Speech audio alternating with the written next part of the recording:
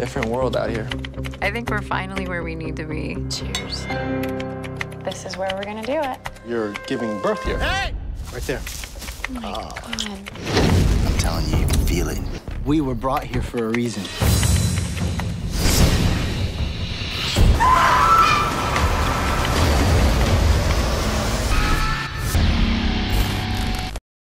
Film ini berlatar pada tahun 1979 di kota terpencil dengan memperlihatkan seorang anak perempuan bernama Anna yang baru berusia 9 tahun masuk ke sebuah toko untuk membeli permen.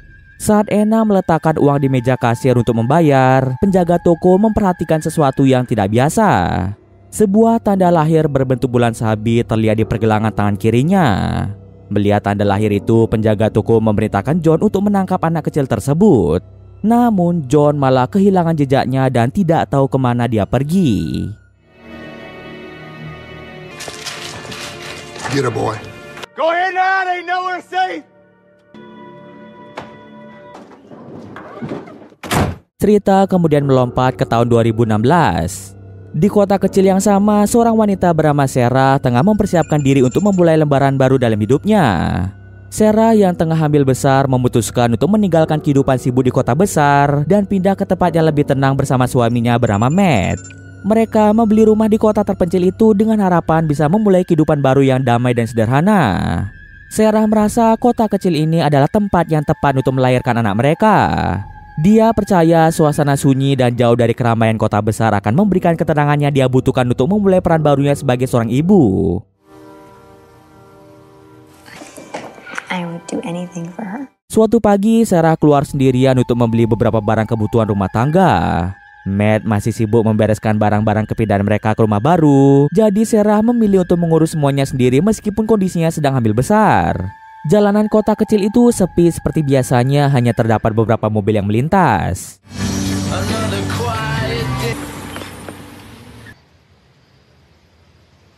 Ketika dia menepi dan keluar dari mobil, dia menyadari bahwa salah satu bannya kempes.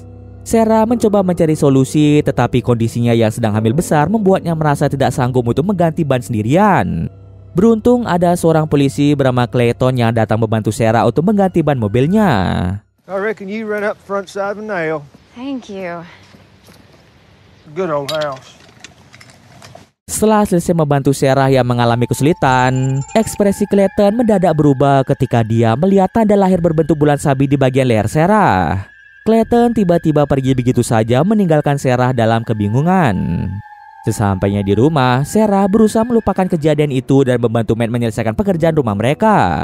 Mereka sibuk mengatur berbagai barang pindahan, menata perabotan dan menyesuaikan diri dengan rumah baru mereka. This really feels like home. Cheers. 20% done. Setelah hari yang panjang dan melelahkan, mereka memutuskan untuk bersantai dengan mengundang beberapa teman dan keluarga untuk berkumpul di rumah baru mereka. Di antaranya ada Dave bersama pacarnya yang bernama Sabrina, dan Eric, saudara kembar Sarah yang datang bersama pacarnya yang bernama Sky. Meski Sarah dan Eric adalah saudara kembar, kehidupan mereka sangatlah berbeda. Eric memiliki kepribadian yang sangat bertolak belakang dengan Sarah. Sementara Sarah dikenal sebagai sosok yang mandiri, penuh tanggung jawab dan pekerja keras. Eric justru sebaliknya. Eric sering bermalas-malasan, tidak memiliki pekerjaan tetap dan menghabiskan waktunya dengan kebiasaan buruk seperti meminum alkohol. Bahkan saat bertemu Sarah di rumah barunya, Eric dengan santai meminta uang kepada Sarah. Sebagai saudara, Sarah merasa tidak enak untuk menolak. Meskipun tahu Eric mungkin tidak akan menggunakan uang itu untuk sesuatu yang penting, dia tetap memberinya cash senilai $1.000. Ternyata aksi Sarah yang memberikan uang kepada Eric diketahui oleh Matt yang merasa marah karena Sarah tidak izin terlebih dahulu kepadanya. Meski marah, Matt mencoba menahan emosinya demi menjaga suasana hangat bersama teman-teman mereka. Last weekend. I'll start the doctor. Yeah, well, that big city elitism is financing. Probably the rest of it will come in time. Audis. Mereka mulai bersenang-senang dengan bermain lempar cakram di luar rumah. Pada satu kesempatan, lemparan Eric melesat terlalu jauh membuat Dave terpaksa pergi untuk mengambilnya. Namun saat mencari piringan itu, Dave justru menemukan sesuatu yang mengejutkan, yaitu kuburan tua tersembunyi di antara semak-semak. Dave memanggil semua orang untuk melihatnya. Ketika mereka berkumpul di sana, mereka melihat batu nisan dengan ukiran nama Anna Harris. Tertulis Anna lahir pada tahun 1970 dan meninggal pada tahun 1979. Penemuan itu membuat suasana berubah menjadi tegang. Matt dan Sarah yang baru saja membeli rumah itu terkejut dan tidak menyangka ada kuburan di belakang rumah mereka. Mereka saling bertanya-tanya bagaimana hal itu bisa terjadi. Meskipun penemuan itu sedikit mengganggu kesenangan mereka, Eric mencoba meredakan suasana dengan mengajak semua orang kembali ke halaman depan untuk bersantai. I can visit her later. Come on. First one to the beer. Eric yang selalu tertarik dengan hal-hal berbau mistis langsung memanfaatkan momen itu untuk berbagi cerita. Eric menceritakan bagaimana dia sering menjelajahi rumah-rumah kosong di masa lalu dan bahkan pernah membeli alat perekam EVP. Alat itu biasanya digunakan untuk menangkap suara-suara yang diduga berasal dari makhluk tak kasat mata. Eric telah menangkap sejumlah suara yang berasal dari makhluk halus. Akan tetapi, Matt sama sekali tidak percaya dengan semua ucapan Eric karena Matt tidak percaya dengan hal yang berbau mistis. Berbeda dengan Matt, Sarah tidak bisa sepenuhnya mengabaikan apa yang dikatakan Eric. Pengalaman masa kecilnya bersama Eric telah membentuk keyakinan tentang keberadaan makhluk yang tidak bisa dilihat oleh mata biasa. Ketika mereka masih kecil, Sarah dan Eric pernah mengalami peristiwa yang tidak akan pernah mereka lupakan. Suatu malam saat mereka berdua tidur di kamar yang sama, mereka merasa ada sesuatu yang aneh berada di bawah kasur. Ketika Sarah mengintip ke bawah kasur, Sarah malah ditarik oleh makhluk halus. Yang menyelamatkan mereka dari bahaya tersebut adalah sekumpulan kupu-kupu. Sarah yang tidak ingin mengingat kejadian itu lagi memilih untuk kembali ke dalam rumah. Berhubung mereka bercerita tentang hantu, Dave yang tumbuh besar di kota kecil ini mulai menceritakan kisah-kisah menyeramkannya sudah menjadi bagian dari legenda lokal. Salah satu cerita yang paling terkenal adalah tentang seorang pembunuh berantai bernama Kane. Pada tahun 1970-an, Kane dikenal sebagai sosok yang menakutkan, seorang kanibal yang kejam. Dia tidak hanya membunuh korbannya, tetapi juga memutilasi tubuh mereka dan memakan dagingnya. Kane telah melakukan aksinya selama bertahun-tahun di kota ini hingga akhirnya dia berhasil ditangkap dan dipenjara di sebuah fasilitas bawah tanah. Beberapa tahun setelah penangkapannya, pada awal tahun 1980-an, penjara tempat Kane ditahan terbakar habis dalam sebuah insiden tragis. Kebakaran itu menewaskan hampir 100 tahanan termasuk Kane. Setelah kejadian itu, penjara yang terbengkalai tersebut menjadi sumber berbagai cerita mistis. Warga setempat percaya bahwa arwah para tahanan termasuk Kane masih menghantui reruntuhan penjara tersebut. Beberapa orang yang nekat mengunjungi tempat itu mengaku mendengar suara jeritan atau melihat bayangannya mengintai dari balik reruntuhan. Mendengar cerita itu, Eric yang selalu tertarik dengan hal-hal berbau mistis langsung merasa penasaran. Dia mengusulkan pada yang lainnya untuk mengunjungi lokasi penjara itu pada siang ini. Awalnya beberapa dari mereka merasa ragu, namun pada akhirnya mereka pun setuju karena mereka juga merasa penasaran. Mereka tidak akan berlama-lama berada di sana dan memastikan mereka kembali sebelum malam tiba. Setelah sepakat, mereka segera bersiap dan membawa alat-alat sederhana seperti senter sebagai sumber penerangan untuk mereka. Sarah menolak untuk ikut dalam perjalanan kali ini. Ketakutan dan trauma masa kecilnya saat berhadapan dengan makhluk tak kasat mata membuatnya enggan mendekati tempat seperti itu. Sarah hanya akan mengantar mereka menuju penjara tersebut.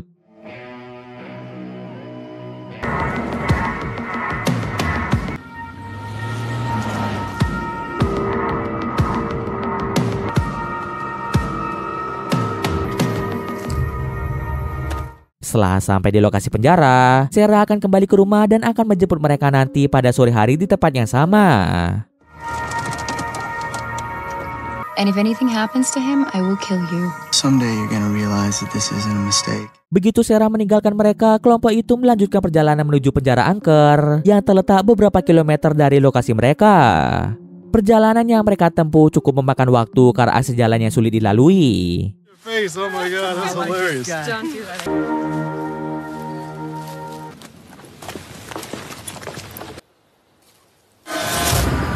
Sementara itu, Sarah yang dalam perjalanan pulang mengalami kecelakaan akibat dikagetkan oleh arwah Anna yang muncul untuk meminta pertolongan.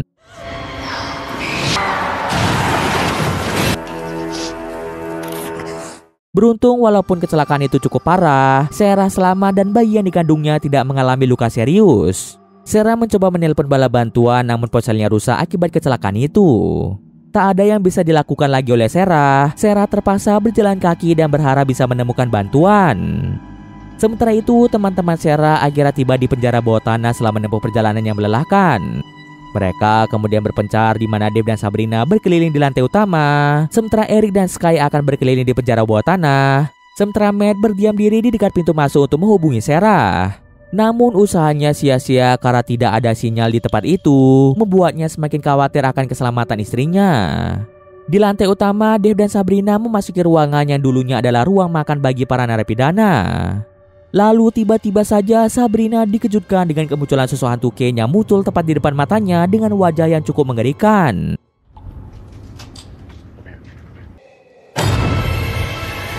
Melihat ketakutan di wajah Sabrina, dia mencoba menenangkannya.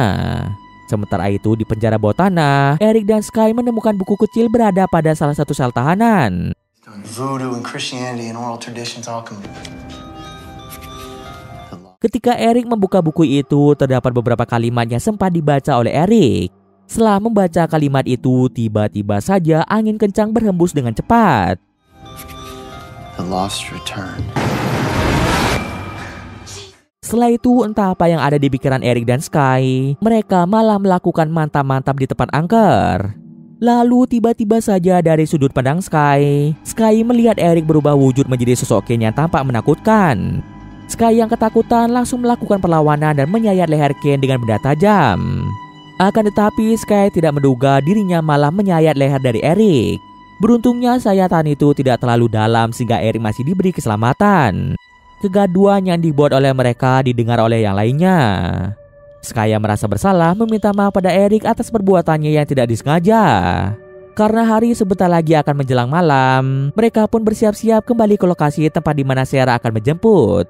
Akan tetapi setelah beberapa waktu berjalan, mereka mulai menyadari ada yang aneh. Setiap jalan yang mereka pilih seolah membawa mereka kembali ke titik yang sama. Mereka terus berputar-putar tanpa arah yang jelas. Mereka tidak memahami mengapa mereka tidak bisa meninggalkan tempat itu. How the hell did we get back here? I don't know. There has to be another path. We have to try again. Maybe there's something in that book. Sky yang merasa ada yang tidak beres tiba-tiba teringat pada buku yang ditemukan Eric di penjara bawah tanah. Ia meyakini buku itu adalah penyebab dari semua ini. Sky yakin kalimat-kalimat yang dibaca Eric dalam buku itu telah memicu sesuatu yang mengikat mereka di tempat itu.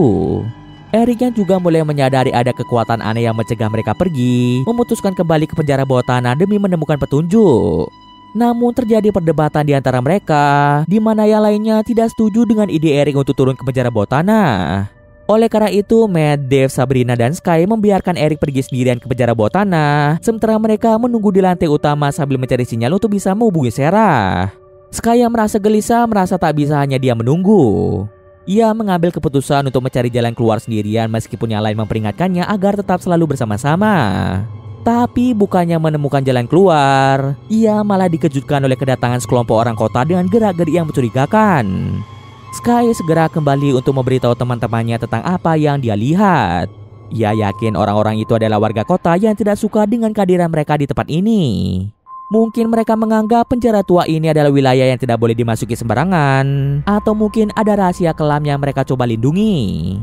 Mereka menyadari bahwa orang-orang itu telah mengepung tempat ini. Sadar mereka tak lagi bisa pergi kemana-mana, Matt meminta yang lainnya untuk bersembunyi di penjara bawah tanah, sementara Matt akan mengalihkan perhatian orang-orang tersebut. Dave, Sabrina, dan Sky pergi ke penjara bawah tanah untuk menyusul Eric. Namun sialnya mereka malah berpisah satu sama lain karena saking gelapnya penjara bawah tanah.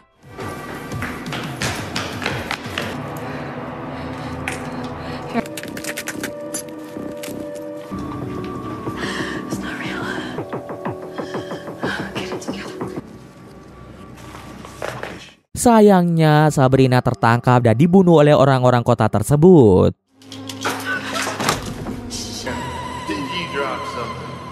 Sementara itu, Dave yang kebingungan mencari keberadaan Sky dan Sabrina menemukan beberapa dokumen yang membahas tentang kanibal Ken. Dave yang tidak sempat membaca dokumen itu memutuskan untuk membawanya dan melanjutkan perjalanan mencari Sky dan Sabrina. Sampai di suatu ketika, Dave mendengar adanya suara dari arah sebuah ruangan. Dave malah bertemu dengan hantu Ken yang langsung membunuhnya dengan sadis.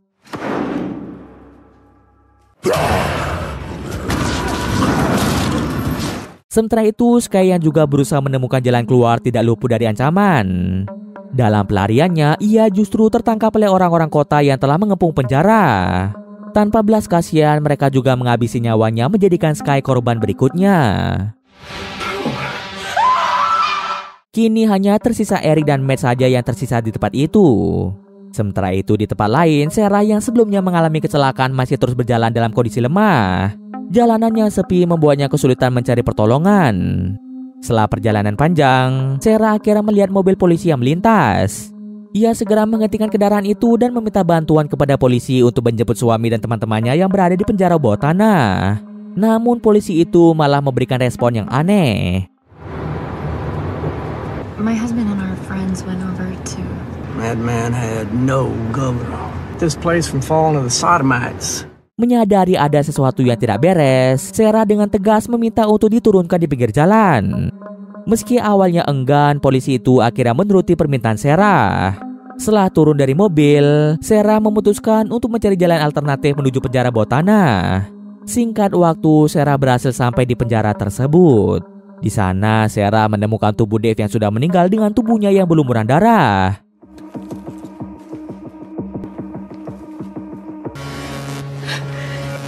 Kemudian Sarah menemukan dokumen di dekat tubuh Dave.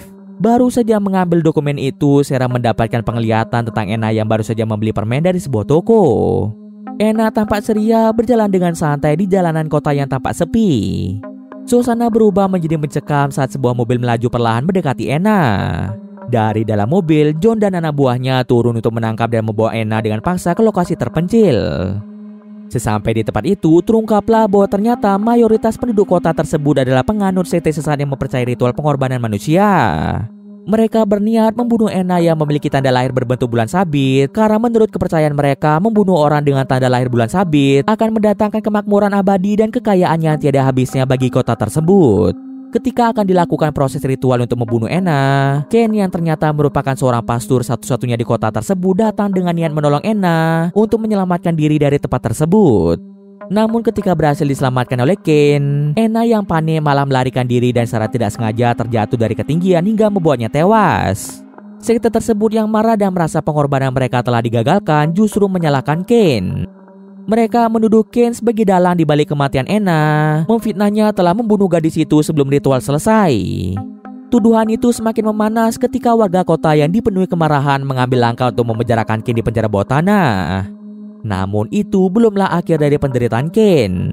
Salah seorang polisi yang menjadi pengikut sekte sesat dipenuhi rasa benci yang mendalam terhadap Ken. Bagi mereka, Ken adalah penghalang yang menghancurkan harapan kota untuk mencapai kemakmuran abadi. Dalam amarahnya, polisi tersebut nekat mengambil langkah dengan membakar penjara bawah tanah sehingga menewaskan semua tahanan termasuk Ken.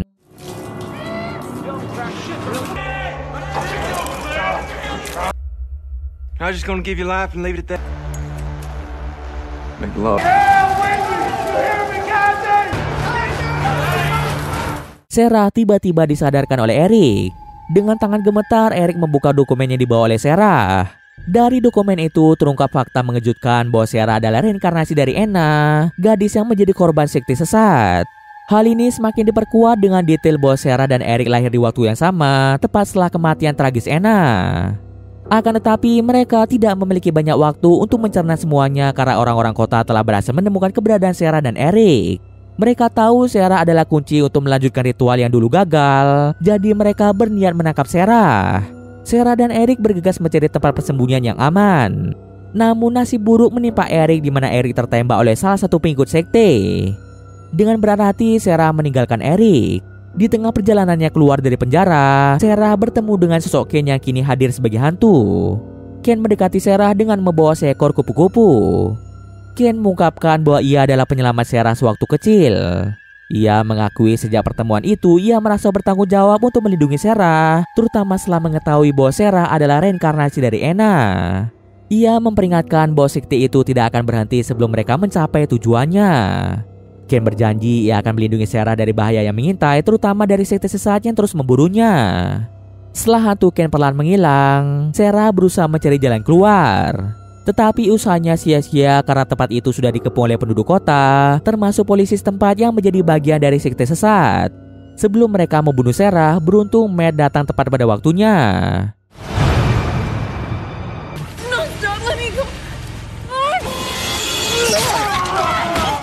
Matt meminta Sarah untuk pergi meninggalkan tempat ini, sementara Matt rela mengorbankan dirinya agar Sarah dan bayinya bisa selamat. Setelah kepergian Sarah, hantu Ken yang sangat marah dan dendam dengan penduduk kota termasuk polisi di kota itu yang telah membunuhnya di sel tahanan, berniat melakukan balas dendam pada mereka sebelum melindungi Sarah dari bahaya.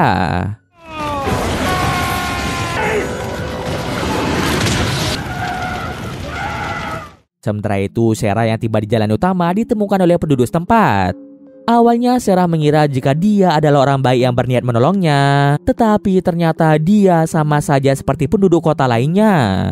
Kebetulan anak Sarah akan lahir, mereka pun membantu Sarah untuk lahiran.